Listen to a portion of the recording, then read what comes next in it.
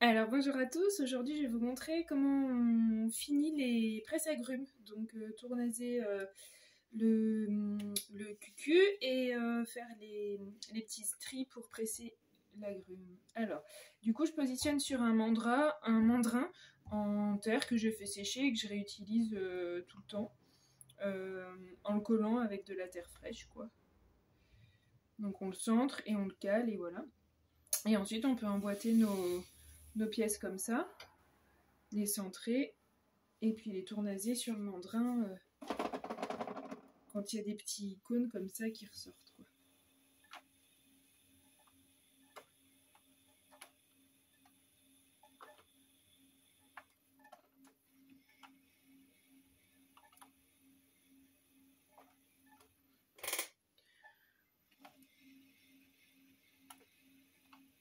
Donc là je récupère la courbe, mais parfois je suis embêtée parce que j'ai fait le petit bec verseur là, donc je peux pas aller jusqu'en bas.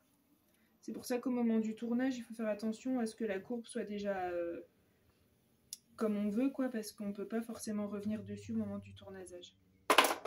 Et donc du coup pour avoir un séchage homogène je vais creuser l'intérieur ici comme j'ai le cône en dessous pour avoir moins d'épaisseur et que la pièce sèche plus uniformément quoi.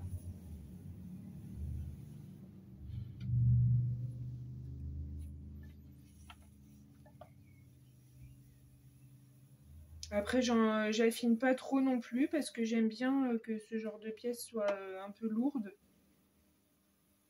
Parce que c'est des pièces qu'on utilise en mettant un peu de force, un peu de puissance. Donc du coup il faut qu'on sente que qu'on va pas la casser quoi, ou qu'on peut y aller. Donc j'aime bien laisser ces pièces un peu épaisses.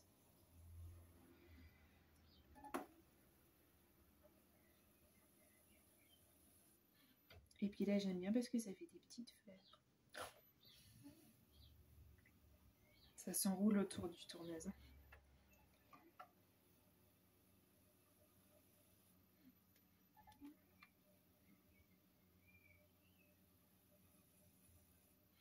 Donc là j'utilise un outil assez long, assez arrondi.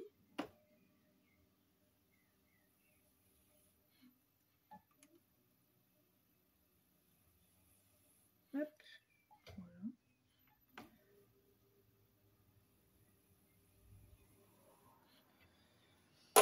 Après je passe un coup d'estec.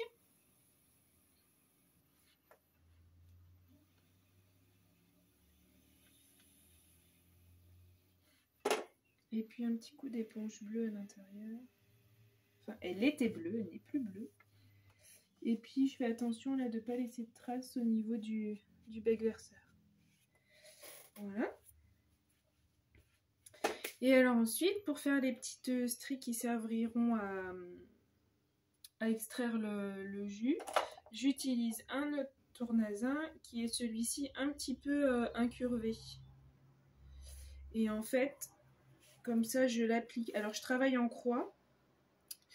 Donc là en fait j'utilise cette courbure là que je mets dans la pièce. Et là j'appuie un peu fort pour vraiment enlever quand même pas mal de matière. Et ça m'enlève voilà, un bon bout quoi. Donc je tourne et je fais en face. Hop.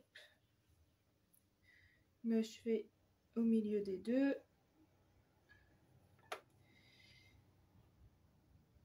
Et en fait j'enlève quand même pas mal de matière parce que moi j'aime bien quand ils sont très tranchants les presse-agrumes. Ils sont d'autant plus efficaces.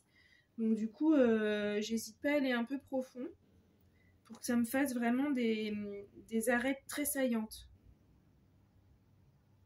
Voilà. Comme ça c'est assez efficace, j'aime bien. Moi si je fais des choses c'est pour que ça soit utilisé et que ça fonctionne. Donc et là alors je passe un plus petit, plus arrondi, plus serré pour encore davantage creuser. Et du coup avec celui-là ça me fait une pointe un peu plus saillante en haut. Comme ça rentre bien dans le fruit quoi.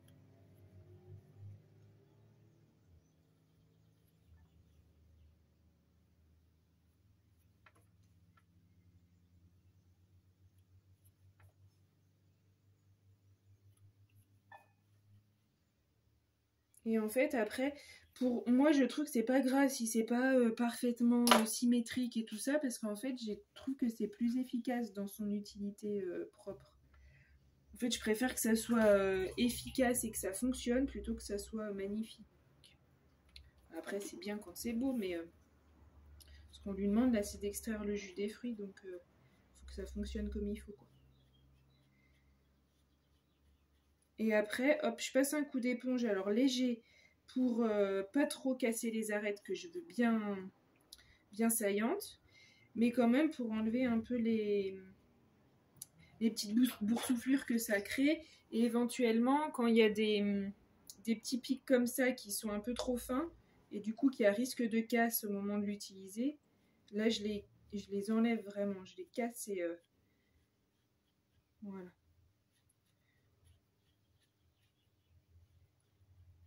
Ça fait quelque chose de fin, mais pas forcément cassant. Et en fait, le fait que ça soit fin, ça sera assez efficace. Hop. Voilà. Après, je repasse un coup à l'intérieur. Et puis sur la lèvre.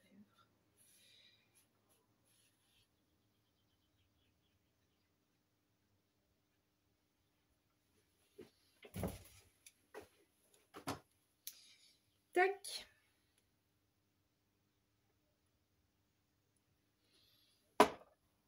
Et voilà, au prochain. À bientôt.